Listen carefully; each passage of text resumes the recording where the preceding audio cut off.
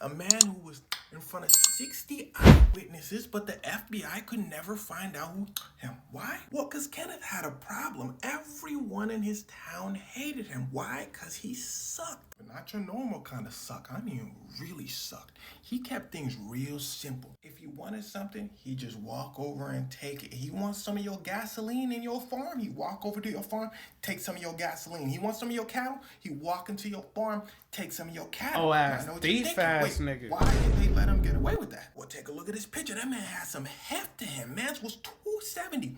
Big boy. They say Kenneth. He said, huh? They say, that cattle in your farm. Bro, he was 270. God damn. Holy shit.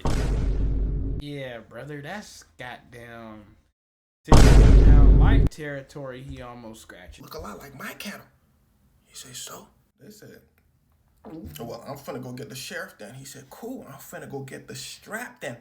Kenneth was not afraid to blow anybody down. So even the sheriffs were scared of him. On top of that, he had already been arrested like 20 times, but always got away with it because he had a really good lawyer. This nigga had to die, bro. He had to go. He would say it himself all the time in town. I can do whatever I want, and no one could do a thing about it. But one day, he took things a little too far. This is Trina. Sitting next to her is Alice. She's going to come in a little later in the story. Trina was Kenneth's wife. Now, this next part... Even the feds scared.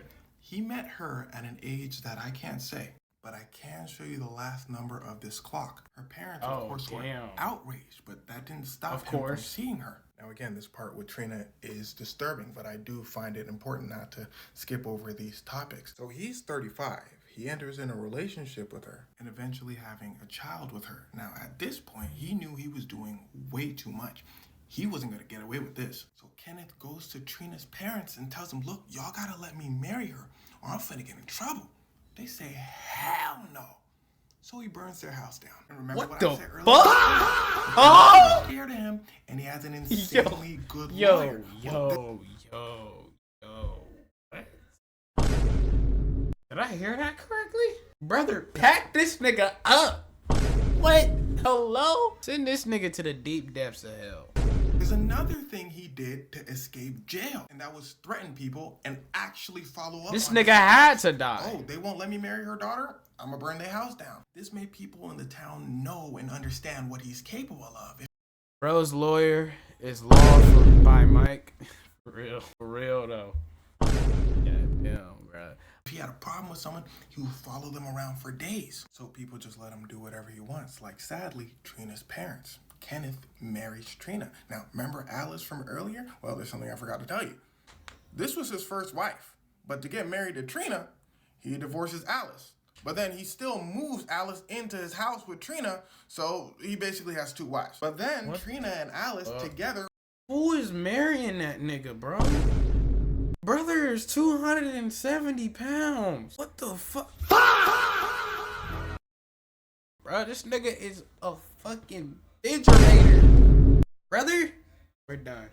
Run away from Kenneth, because remember, Kenneth sucks. And they go to Trina's house, which they just rebuilt. Kenneth follows them. Wow, so we fat shaming. This nigga deserves it.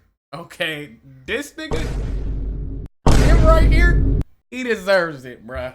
If we fat shaming anybody, it should be this nigga.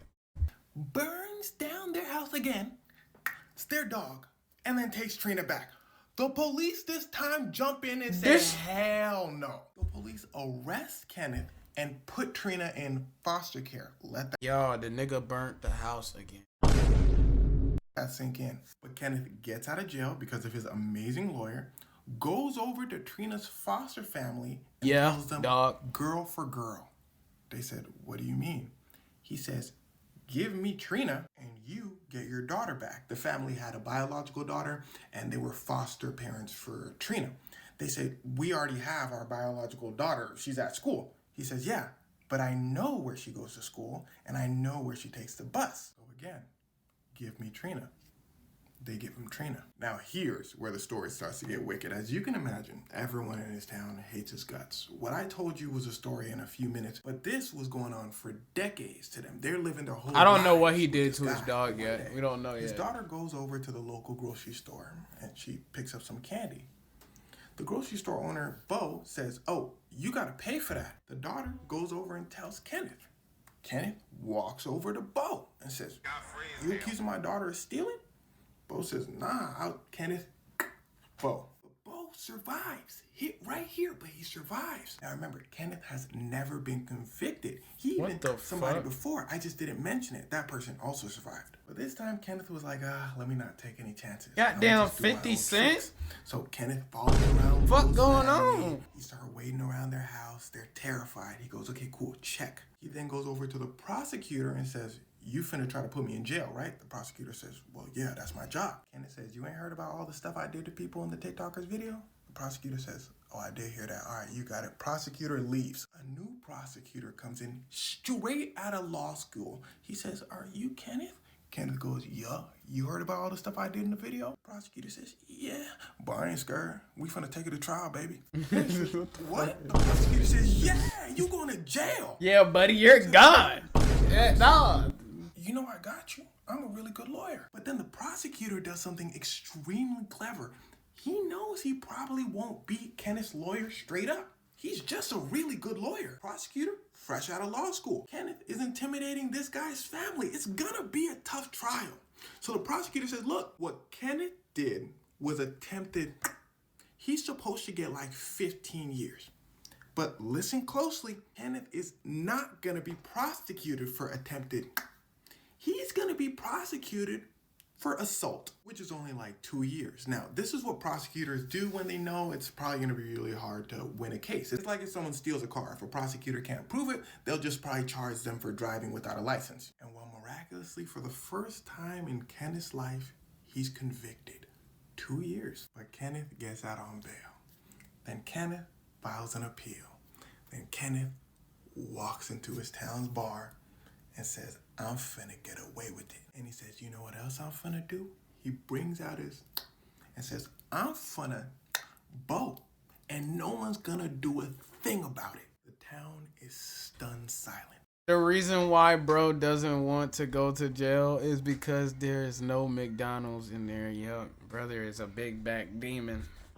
What the fuck? You know where the scripture says his God is his belly? How the fuck you 270 pounds, gang? Nigga. Shit. Brother? So they all gather for a meeting in the town hall, including the sheriff and including the mayor. They said, "What are we gonna do about Kenneth? He might get away with this." The sheriff says, "I have an idea." Everyone says, "Thank God." The sheriff says, "What if you guys form a neighborhood watch?" And that was the town's bruh. If bro's 5'3" and he 270 pounds, bro, just pack it up. Like, that shit's crazy, bro. What the fuck? Listen. Oh my God. That would actually be lethal. I'm not even gonna play with you, bro. Point. Their protector not finna do a thing about it. Boom. Somebody busts in the town hall. They say, "Hey, Kenneth next door. He drinking." Everyone in the town rushes next door to the tavern. Everyone waits outside. Kenneth walks out, says, "What's up, y'all want a picture?" "Stop playing with me." Brings out the toolie, said, "Y'all know I keep it on me. Watch out." Goes over to his car, sits down. The town looks at each other. Two people grab their and start letting them things go. Trina is with Kenneth in the car. She jumps out. Somebody grabs start beaming that nigga and rushes her to safety. And they lit bro's car up. They missed almost everything, but hit him with 2. Yes, sir. And that was all that was needed. Yes, sir. Yes, sir. Pack this nigga up. Please. Pack him up. Pack him up. FBI though said, "Hey, yo, what? Hell no." They go over to the town and they interview 100 people. 100 people ain't see a thing. Hey, dog. Yeah. Ain't no nigga snitch not once, bruh. No nigga snitch not once. Let's continue. Found out a lot more about Kenneth. I said, oh, all right, we're just gonna go home. Trina, though, Kenneth's wife, goes over to the FBI and says, y'all not finna do anything? They said, mama, he sucks. And nobody's saying anything. That's why. What the fuck? Bro, Trina's 13, right? She was a minor, right? Or am I tripping? Yeah, nah, bro. That's crazy work. He just groomed a minor. We're done. You should have just been packed this shit up. We can't do nothing. She says, well, I saw who did it. His name was Dale. If you're wondering why she's doing this, Stockholm Syndrome. She was with Kenneth for a long time at this point. The FBI said, they go over to Dale. They said, do you do it? He said, no. They said, okay.